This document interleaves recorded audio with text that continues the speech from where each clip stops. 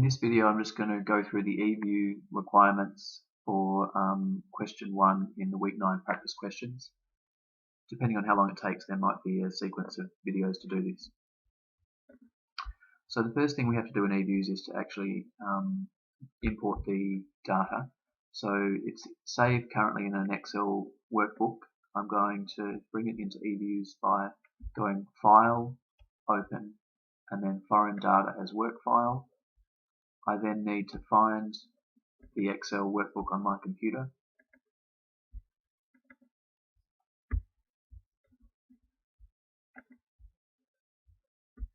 And click Open. Then in the instructions I just showed you that you can make a few alterations as you're importing the data. At the moment it's picking up the indices, but eViews will automatically add indices for each element for us. So I'm just going to change this data so that I don't consider the first column. And you can see that it's dropped the index. Now the first column is cell 1.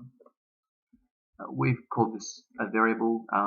eViews will call this a series, and this variable, the price of brand 1, will be called as a series in eViews as well. I'm just going to accept the default options in the next two. And now we have a work file object in eViews. These things with the little graph icon or time series icon are going to be series. So we've got 3 prices, these 2 things which are dummy variables, reflecting whether display advertising was used, and so on. And then you've got the dependent variable cell 1, and this residual series, which if we look at now has nothing in it. As soon as we estimate an equation though, the residuals for that estimation will automatically pop in there. And at the moment this is a coefficients object. We haven't estimated any equation yet, so there are no coefficients in here, but as soon as we do, the first couple of entries here will change to real numbers. Okay. We're asked to produce summary statistics for all the variables included in the data set, which we will ignore residual for now, because that wasn't actually in the data set. So we want to do this all at once. So what I'm going to do is choose from the main menu Quick, Group Statistics, Descriptive Statistics, and Common Sample. Then eViews wants to know which series do you want to include in this group. I'm going to start with our dependent variable cell 1 and type that in. The names you use should be those that are shown here. Then a space. We'll then put the average price of brand 1 tuna, the average price of brand 2 tuna, the average price of brand 3 tuna, and these 2 indicator variables, all separated by spaces. I click OK, and it's produced a summary statistics for us. Notice that superior to Excel, this eViews summary statistics include the Jacques-Berra test and the associated p-value, and that means that we can easily decide whether it's likely that each variable is normally distributed or not. So for example, in this test the null hypothesis is normal distribution. If we get a very low p-value like this, we're going to reject the null hypothesis.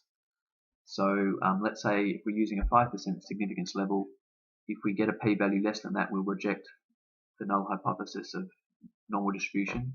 So it seems like cell 1 is not normally distributed. It's possible that the price of brand 1 tuna is. It seems like that's not the case for brand 2 tuna.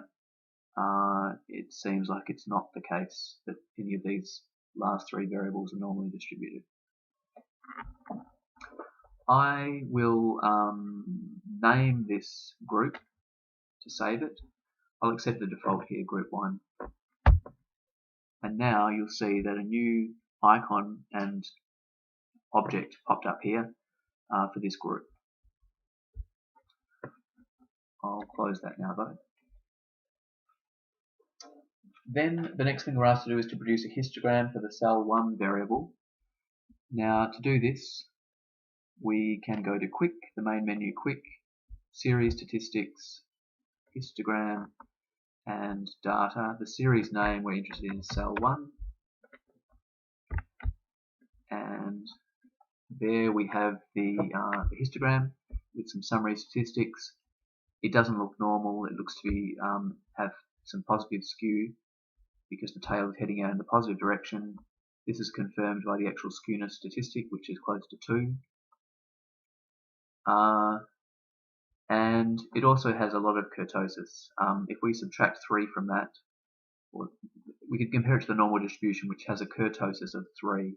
So this is well above that. That means it's much more peaked here and stretches a long way further out in the tails than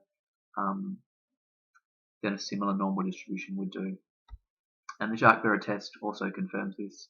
The very low p-value says that there's a very low chance that this distribution is normal. Okay, we then asked to produce a scatter plot of cell1 on APR1, which is the quantity of tuna sold of brand 1 on the price of that brand. I'll close this down, and to produce this scatter plot I'm going to say quick graph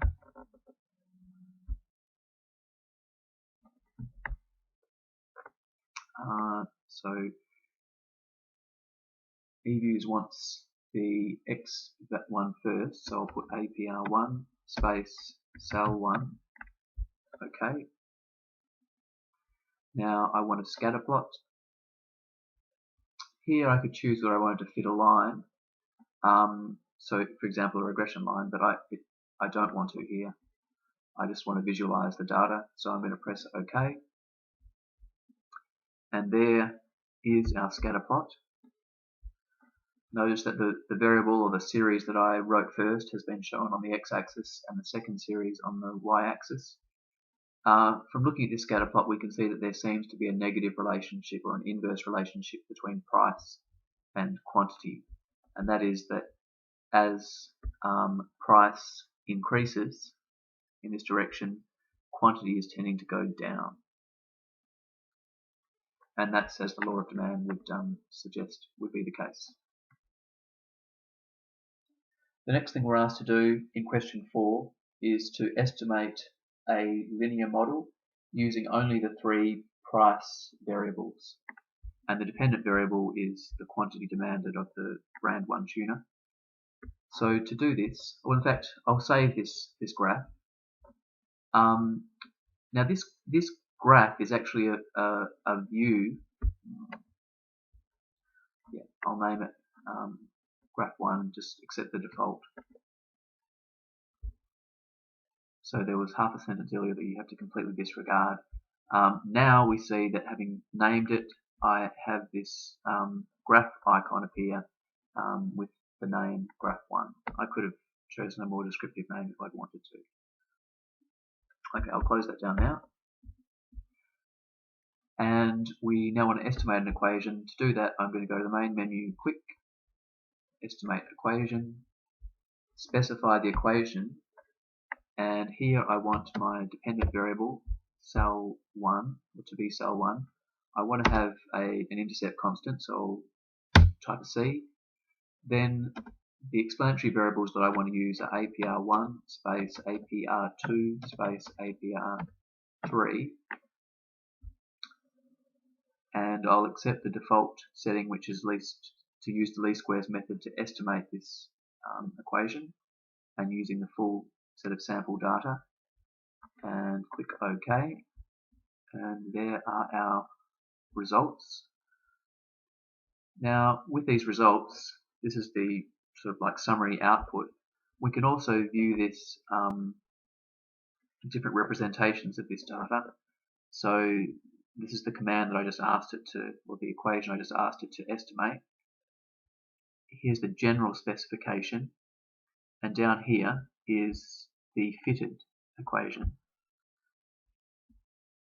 And so this is B1, or the estimate of B1, estimate of B2 with the negative sign there, estimate of B3, estimate of B4, I can change back to the output view, and those estimates I can find there, as well as the things that you're accustomed to seeing for most regression analysis analyses conducted in Excel.